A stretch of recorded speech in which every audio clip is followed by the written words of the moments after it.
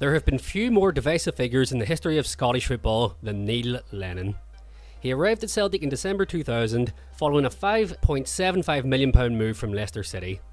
Martin O'Neill had been trying to bring him to the club since becoming manager 6 months previously, having signed a Lurgan man from his previous club in 1996. On the pitch, Lennon would form a great partnership with Paul Lambert, playing the role of holding midfielders in O'Neill's usual 3-5-2 formation. Across the next 6.5 years, Lennon would make 304 appearances for Celtic, winning 5 league titles, 4 Scottish Cups, 2 League Cups, and reaching the 2003 UEFA Cup final. When O'Neill left Celtic in 2005, new manager Gordon Strachan would make Lennon club captain. Undoubtedly a massive success on the pitch, it would be off-the-field stories that would make Neil Lennon one of the most controversial figures in football, often through no fault of his own. Neil Lennon is a Catholic from Lurgan. Prior to signing for Celtic, he'd had a near entirely controversy-free career, bar once being booted in the head by Alan Shearer in a 1998 Premier League game against Newcastle. Yet when he joined Celtic, the vitriol and abuse from opposing fans immediately intensified. And it wasn't just from opposing fans. His own national team fans immediately turned on Lennon. Before his move to Glasgow, Neil Lennon had earned over 30 caps for the Northern Ireland national team and was never considered a divisive figure. Yet right away, fans at Windsor Park began to boo their own player. It was as if the combination of Lennon being a Roman Catholic and Celtic player simultaneously was too much for them to handle, and he became their favourite footballing outlet for their bigotry and anger. In August 2002, Lennon announced his premature retirement from international football after receiving a death threat.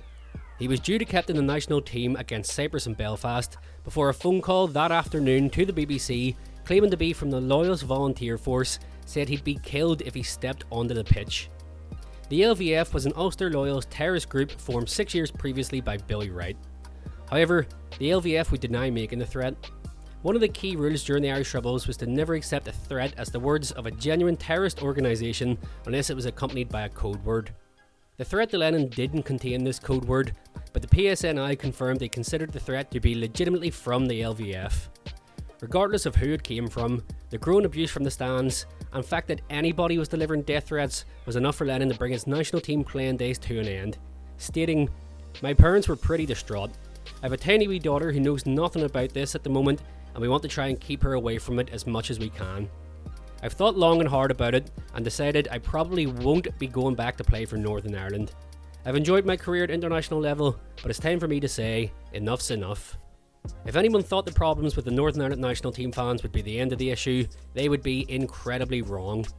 In Scotland, Lennon remained the prime target for opposing boo boys in the stands. A fiery temper, combative playing style, Catholic background, and near ever presence in a dominant and successful Celtic team drew the fury of fans around the country. Further death threats would follow. In 2004, the phrase "You are a dead man" was painted on the road outside Lennon's Glasgow home. Rangers fan forum Follow Follow was temporarily shut down in 2005 after a cartoon showed Lennon being hanged with the words "Hang Neil Lennon" emblazoned on screen. It wasn't always just threats of violence either. In May 2003, a gang of 3 men hurled sectarian abuse at Neil Lennon as he entered his car in the west end of Glasgow. When Lennon drove off, the car was chased by the group, who then kicked the car as it sat at traffic lights, and when Lennon got out to protest, he was physically attacked by the gang. The frequent abuse would regularly fill newspaper columns throughout these years and kept the issue of bigotry in Scotland prominent in the media. Following a November 2004 derby game against Rangers at Ibrox, manager Martin O'Neill entered the field and put his arm around Lennon on the pitch in a sign of support. In his post-match interview, O'Neill stated Lennon had endured an afternoon of racial and sectarian abuse. This brought the issues of anti-Catholic sectarianism and anti-Irish racism among Scottish football fans to the forefront of media attention for a while.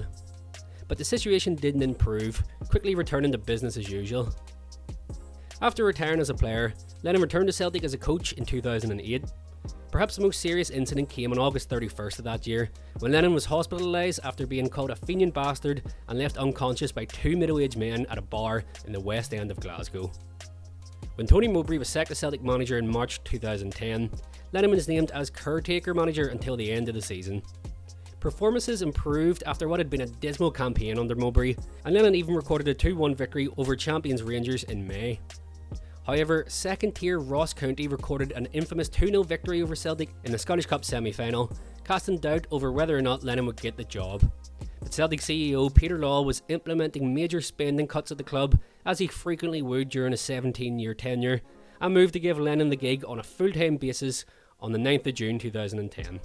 Despite his inexperience as manager, the 2010-11 season would see Lennon galvanise Celtic on the pitch and in the stands throughout one of the most contentious seasons that would ever unfold. But again, it was incidents off the field that would keep Lennon in the front pages rather than the back pages throughout the year. On the 11th of May 2011, Celtic were playing Hearts in a game shown live on Sky Sports. Celtic and Rangers were neck and neck in a title race late in the season, so there was a lot of attention on the game. The Scotsman newspaper would describe what happened next as a night when Scottish football plumbed to unprecedented depths of despair. In the 49th minute of the game, Celtic won 2-0 up, when during post-goal celebrations, a Hearts fan by the name of John Wilson leapt from Tynecastle's main stand to sprint down the track and assault Lennon in the away dugout. Celtic staff and eventually security dragged Wilson away, following what could easily have been an even more sinister event than what already occurred. The very next day, Lennon was the target of yet another death threat, as bullets addressed to him were sent in the post to Celtic Park. Two further Irish Catholic players, Paddy McCourt and Niall McGinn, would receive bullets in the post shortly thereafter, exposing the naked racism, sectarianism and bigotry behind the actions. Despite all this, the incident which drew the most serious reaction from the Scottish Government during the season was a touchline spat between Neil Lennon and Rangers assistant manager Ali McCoist. A heated game saw 3 red cards given to Rangers players, including one to El Hadj Diouf after the final whistle, with the same player clashing with Lennon on the touchline during the game. As the Celtic and Rangers coaching staff approached each other for post-match congratulations, Lennon was smiling widely and seemed to be embracing McCoist in a joking manner. McCoist leaned in and whispered something in Lennon's ear, which led to an explosive reaction from the Celtic manager, and a massive pull-apart followed. For years it was unrevealed what was said, but it later came out that McCoist told Lennon to stay away from my players. A bizarre statement to make considering Diouf had instigated the incident with Lennon, but arguably an over-the-top reaction from Lennon in response. Nonetheless, Lennon and McCoist quickly made up and have remained friends for years following. Afterwards, the match was criticised by Scottish First Minister Alex Salmond as a disgrace, with a head police officer calling for possibly stopping all Celtic Rangers games or playing them behind closed doors going forward. The SNP government called for an emergency summit to discuss growing concerns around the toxicity surrounding the fixture. This led to an accurate summation of the situation from Professor Tom Devine of Edinburgh University. He said the basic root of this problem is part of the religious and immigration history of Scotland. In the 19th and early 20th century, there were significant numbers of Catholic and Protestant immigration from the north of Ireland. There was a sense of animosity at the group arriving at the time, and almost a sense of Scottish society being overwhelmed. Animosity in working class neighbourhoods between Catholics and Protestants is weaker than it was in the old days, but something of the folk memory still fuels low-level bigotry. Neil Lennon has got all the ingredients. He is Roman Catholic, he is from Northern Ireland, he is a former Celtic player and now a Celtic manager. He is also seen by Rangers fans as abrasive, and unlike past Celtic managers, he is very outspoken against anyone who attacks the club. None of this can possibly excuse what he and his family have had to suffer. Late on in that 2010-11 season, Celtic would slip up away to Inverness and lose the league, though Wood beat Motherwell 3-0 to claim the Scottish Cup. Despite failing to capture the title, it's hard to understate how united the Celtic fan base were behind Neil Lennon at this point. He had the team playing fast attacking football and had brought the thunder back to the fans had promised. Standing bravely in the face of so much bigotry, Lennon was beloved by the Celtic support at this time, in a way very few in club history have been. After a poor start to the 2011-12 campaign, Celtic would go on to win the title at a distance, and Lennon was in charge at Celtic when the original Rangers went into administration and died. Lennon would go on to win 2 further titles as manager in 2013 and 2014. Off-field stories seemed to be less of a regular occurrence, though there was still the continuous criticism of the media from Celtic fans for seemingly always accompanying stories containing Lennon with a photo of the Irishman snarling or appearing angry. The apex of his management career would come on the 7th of November 2012, when Celtic defeated then best side in the world Barcelona 2-1 in a Champions League group stage fixture. Celtic qualified for the knockout round with a club record 10 points amassed, and it seemed like the appointment of Lennon as manager was fully vindicated. At the end of the 2013-14 season, Lennon announced he was leaving Celtic after 4 years as manager. He said, "I have parted company with Celtic, The club are in a very strong position, and I wish the fans and the club all the very best for the future. If this was the end of Neil Lennon's Celtic story, he'd be remembered solely as one of the most beloved and successful figures in club history. But that's not where things ended. Lennon wanted to try his hand at management in England, but much to his disappointment, didn't land the job right away. It would be October before he took over a championship side Bolton, an odd gig to pick up as Bolton were in financial ruin at the time. In his first season at the club, Lennon managed to help them avoid relegation when they were fully expected to go down. The next year was a disaster, however, and he left in March 2016 with the club bottom of the table and near complete bankruptcy. At Bolton, again off-field stories in the press would overshadow Lennon's time in the dugout. This time, however, there was a lot less sympathy for him. In December 2015, he apologised in the press in the wake of allegations that he threatened a woman he was reporting to be having an affair with. It was said the woman involved wanted to reveal everything to Lennon's then partner when she discovered he was seeing a third woman behind both their backs, and she claimed Lennon told her that someone could hold a knife to her throat if she revealed the pair's alleged affair. The club stood by him throughout this, but it undoubtedly damaged his reputation. Lennon returned to Scotland in June 2016 to manage Hibs. He won the Scottish Championship in his first season to get Hibs promoted back to the top tier, where they went on to finish 4th and qualify for Europe. In his third season, he was struck by a coin during an Edinburgh Derby game at Tynecastle. Hearts had a potential 90th minute winner ruled out, at which point Lennon started cheering at the home fans and a coin was thrown from the stands. Some say he exaggerated and threw himself to the floor, but Lennon pointed out it was part of a wider series of incidents, including an effigy of him being burnt outside Tynecastle before the game, the stadium where he'd been physically attacked by a fan 7 years previously. This time, Lennon called out the bigotry in the press, saying, "You call it sectarianism here in Scotland, I call it racism. If a black man is abused, you're not just abusing the colour of his skin, you're abusing his culture, heritage, his background. It's the exact same when I get called a fenian, a pauper, a beggar, a tarrier. These people have a sense of entitlement or a superiority complex, and all I do is stand up for myself." Lennon's exit from Hibs was also shrouded in controversy. In January 2019, he was suspended following an incident with other club employees. Lennon had called a full team and staff meeting on a Friday, which led to several heated arguments amongst the players and staff. Lennon then entered a meeting with Hibs chief executive Leanne Dempster that same day, which also soon escalated to a massive argument, as Lennon and his assistant manager Gary Parker were accused of using foul and aggressive language. A long-standing myth was that Lennon used a homophobic slur to Dempster, but this has since been debunked, with Dempster herself later stating she'd never experienced homophobic abuse directly in football, and that she still likes Lennon very much and keeps a picture of him on her office desk. The real catalyst to the suspension seemed to be an altercation with Swiss striker Florian Camberry, who accused Lennon of singling him out and lacking hunger, though it's also long since been denied that things ever turned physical between the pair. Whatever happened exactly, Lennon was finished at Hibs and looking for a new job. Then, just a few weeks later, Brendan Rodgers suddenly left Celtic. The Irishman shocked Celtic fans by moving to Leicester mid-season, and it seemed like Celtic were scrambling for a replacement. For Lennon, the timing was perfect. On February 26th, he was appointed as Celtic manager for the second time, agreeing to take charge until the end of the season. In truth, during this spell, results and performances weren't great. In the league, Lennon guided Celtic to 7 wins, 3 goalless draws and a 2-0 defeat at Ibrox. Celtic were 8 points clear already when Rodgers left, so these results were enough to seal an 8th consecutive title. But for Lennon, it seemed like everything came down to the Scottish Cup final against Hearts. Celtic went 1-0 down, but Odsonne Edouard would convert a penalty before scoring a late winner to claim the trophy. Lennon was overjoyed and fell to his knees at the full-time whistle, a gesture which seemed to imply he'd been promised the job on a permanent basis if he won the game. Indeed, Celtic CEO Peter Lawwell announced after the game that he was offering Lennon the job full-time. Lennon would later say that Lawwell quite literally offered him the job in the shower post-match. The result had secured a 3rd consecutive domestic treble for Celtic, and it should have been a day of unbridled fan joy. However, the supporters' reaction was mixed at best. Though he had his die-hard fans, many Celtic supporters strongly opposed bringing Lennon back, pointing out the lacklustre football and results during the interim spell, his unimpressive career path since leaving the first time, and long-lasting stories of unprofessionalism and antiquated coaching methods. But Lennon was Peter Lawwell's man, and it was decided the man who was in charge when the club started the journey to 10 league titles in a row would be the man to finish the job.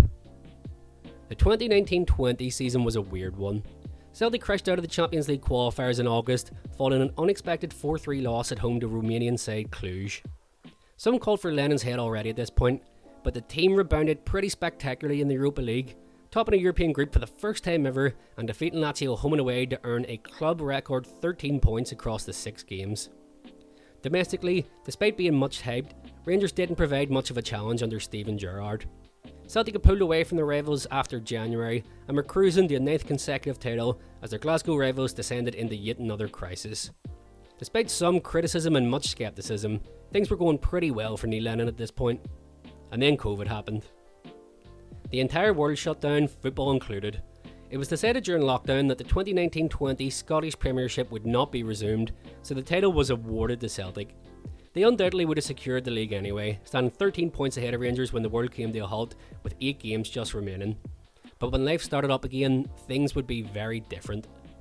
The 2020-21 season was to be played entirely behind closed doors.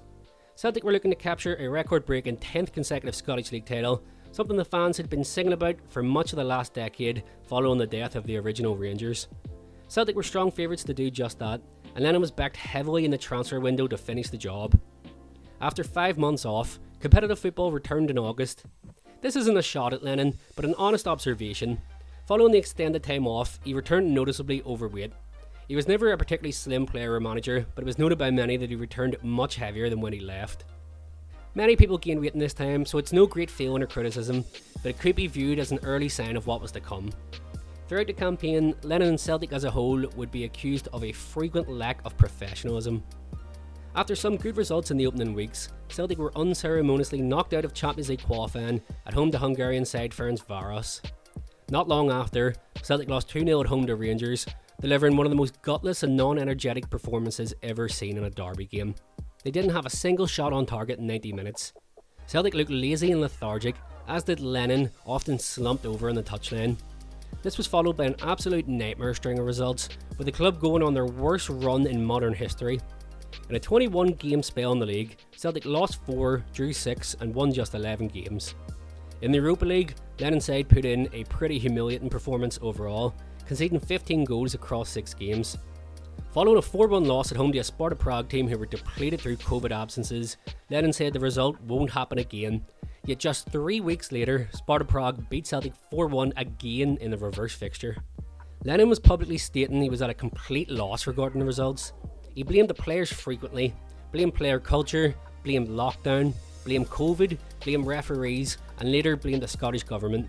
But during this entire nightmare spell, Neil Lennon never once blamed himself. Following a 2-0 loss at home to Ross County in the League Cup in November, Celtic fans broke lockdown to protest outside the ground and demand the sacking of Neil Lennon, along with others such as Peter Lawwell. Seemingly on the brink of the sack, these protests seemed to cause the board to spitefully continue with Lennon in charge. They didn't want to be seen to cave in the fan pressure and announced in January that they had completed an internal review and determined Neil Lennon was still the right man for the job.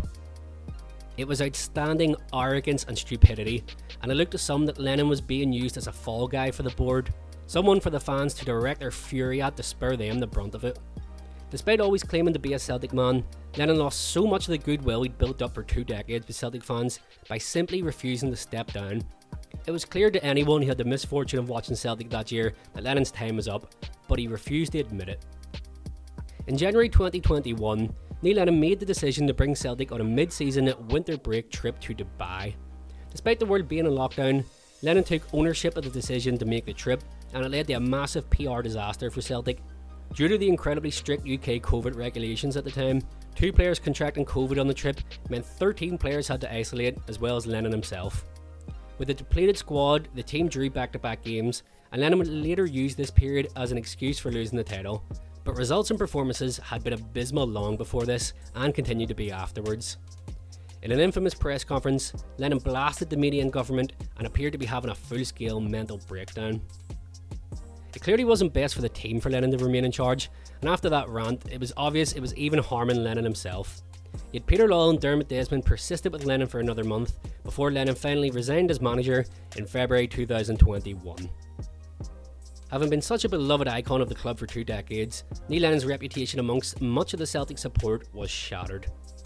As the club failed to win a 10th straight league title and watched on as Rangers claimed the league, much of the supporters took a very angry and dim view towards Lennon. His complete refusal to take any blame or step down for the good of the club meant his legacy was now tainted, which is tragic in many ways, as Neil Lennon gave so much to Celtic over the years as a player and manager, and put up with more than almost anybody who has ever represented the club. In recent years, the bad feeling does seem to be healing somewhat, and Brendan Rodgers made a point of getting the fans to cheer for Lennon on the pitch during his work as a pundit on the day Celtic sealed the league title in 2024. However, not even since the debacle that was the lockdown season has Lennon ever taken responsibility for his choices. At this point, we just have to accept that he never will and try to move on. It would be a monumental shame if that was all Neil Lennon was remembered for at Celtic. For all the hatred, bigotry, sectarianism and racism he suffered for representing the club, he deserves eternal credit. He was incredibly well paid for his services over the years, no doubt, and has had needless digs at the fans at times. His pandering to Mr. Law and Mr. Desmond as a seeming act of self-preservation was nauseating, and there were many times his actions on and off the pitch meant you could determine the man is a bit of a dick. But for all those who despise him, there will always be those who love him. Ultimately, his reputation now almost suits him perfectly amongst everyone. Divisive, controversial, loved and despised. No matter where your opinion lies, Neil Lennon is one of the most fascinating characters ever in the history of Scottish football.